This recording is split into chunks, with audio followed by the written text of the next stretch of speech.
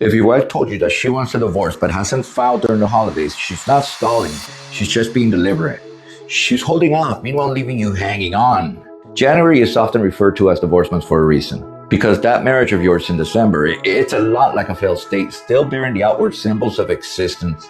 Shared assets, legal ties, even the semblance of a family. But there's a much different reality. The systems that one held it together, it collapsed, and by the time January enters, that fragile state is now descending into anarchy, and what was once the comfort of your family rules has now become the cold calculus of family law.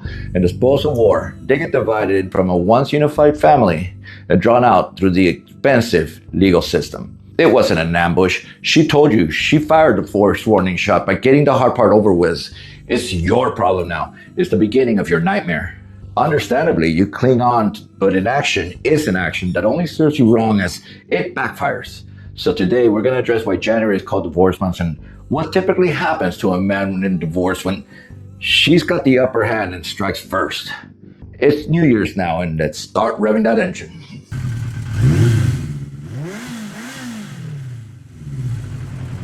Before diving in, I want to let you know that this video, it takes a slight detour, but we'll focus on why January is known as divorce month. I'll also be covering the emotional dynamics, financial strategies, and legal pitfalls that both men and women face during this chaotic time in their life. It's all connected, and trust me, it'll all make sense at the end. So what do we do when she wants out of the marriage? We pucker up, scramble, and begin kissing her ass. But what you don't know, what you may not know, is that her waiting for the holidays is not a let's wait and see if we can work this out approach. She's done. Take it serious. Whether she's outright said that she wants a divorce or the silence between you two has just become unbearable, the reality is sinking in. That the holidays have passed, January has arrived, and divorce is staring you square in the face. January gets the label of divorce month, but not because of why you think. Some relationship or divorce coaches, they say that it's because the petitioner is just giving it one last hurrah, or the spouse decides to begin something new. But divorce is not like deciding to lose weight. It's not a New Year's resolution. Divorce comes with some motherfucking consequences, and I'll tell you what it's not. It's not hormones. It's real, so don't bargain with it. It's real.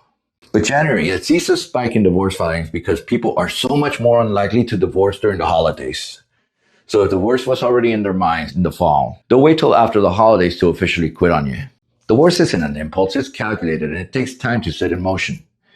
Story usually goes like this. Your future ex-wife, she's been thinking of divorce for about a year now, but sometime in September through November, if they haven't told you, or even if they told you, they'll wait till after the holidays to file, all for the sake of the kids or appearance. She procrastinates, perhaps out of convenience or fear that be it social or familiar.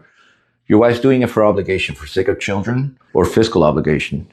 Add in the holiday hours or lack thereof, and the fact that the holidays are already disrupted enough as it is, disrupting it further is just not worth the filing. In other words, it's a slow kill. She wants to maintain some sense of normalcy for the children, and I'll tell you this, that we're not good at keeping secrets. We need to get shit off our system, and that's going to leave your spouse open to do the talking and preparation, and believe you me, that she's frustrated, and time is not going to make her want to stay with you longer. It only makes shit worse, and people want to strangle the other person. It's like a pressure cooker. When she pushes you away, it turns into some fucked up abuse. She takes her frustrations out on you, and every time that you see her, rather than seeing kindness, you just see hatred. But you hope. You pray to God for help. Well, meanwhile, she prays on you for all her disappointments because now you become weak to her, but you wonder why or how she could treat someone like that. Often what happens also is that many receive their Christmas bonus, and now she can use that along with any kind of savings. When she takes that bonus that you didn't know she was counting on and uses it to hire an attorney behind your back, that's betrayal.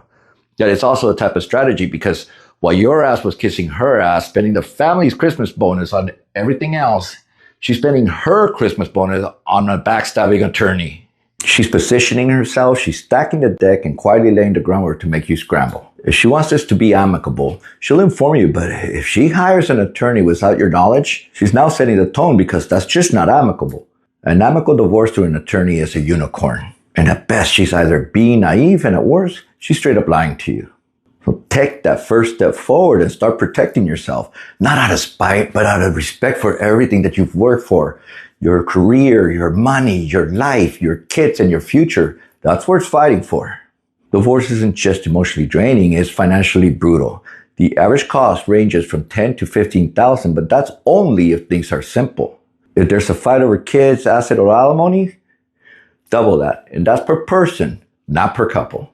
My first divorce was close to six figures, and that's a reflection on your attorney's incompetence, the system, and frankly, and usually her attorney. And both your asses, even you. But the damage is done. She filed, she drew first blood by listening to the wrong advice, because here's what typically happens as scorched earth slowly turns into a war of attrition, and the winners, they're those that you hired and you paid to protect you. Just like Hitler invading the Soviet Union in Operation Barbarossa, the initial damage is just catastrophic. You get served and motions get filed, financial disclosure to submit, responding to temporary support, which in many cases is 40 to 50% of your gross income. You respond to motions, custody visitations so much that you're overwhelmed. You're in the fog of war because you have absolutely no situational awareness. And fear, it turns into paranoia, confusion, and anger. She files, you respond, motions begin to come in, and you scramble. You haven't even gotten an attorney, and you try to get some balance as you find one because you were just caught off guard. So be ready. It's a legal strategy to overwhelm you with filings and motions, leaving you scrambling to respond. And as you look and find an attorney, then you hire one. In time, you begin to feel that her attorney is just better than yours. Often they're not, but it's hard to slap a bully with knowledge of the law. But bullies, they're usually all tact. You have to outsmart them, but because you waited, it's going to take some time. If you're the responding, and chances are you are, your attorney, they're going to counter, negotiate, comply, or request continuances to the motions.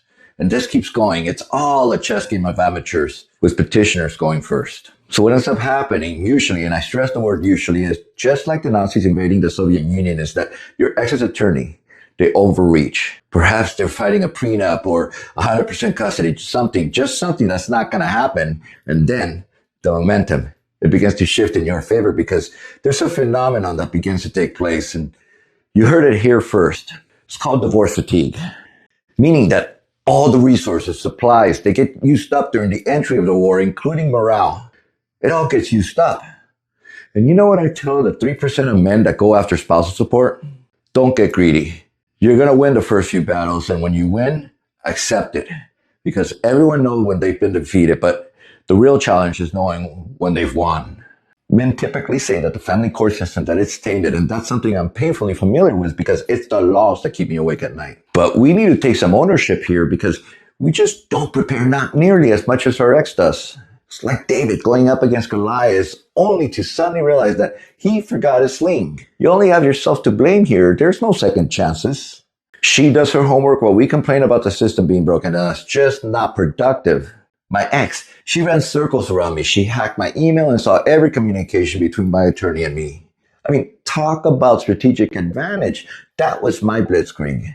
And I literally began having nightmares about her attorney. But I got ahead of my problem and even whizzed the hacking. In the end, she'll argue that she lost. And although we're cool now, she's still bitter at the outcome. But I did have to rethink my entire approach.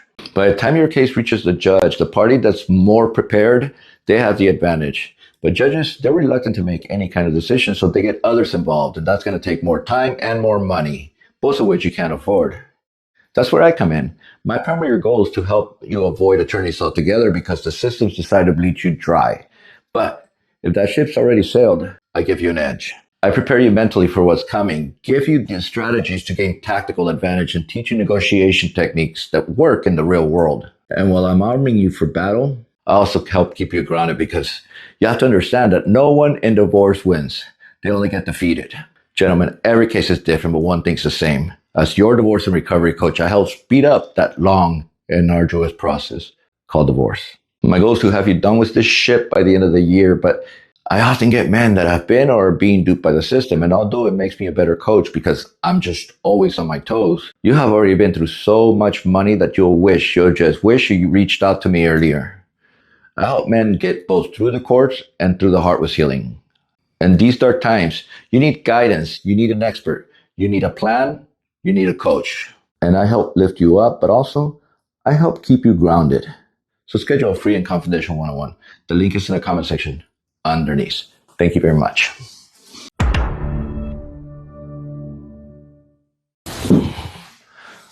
If your wife told you that she wants a divorce but hasn't found, I don't want it. you better not.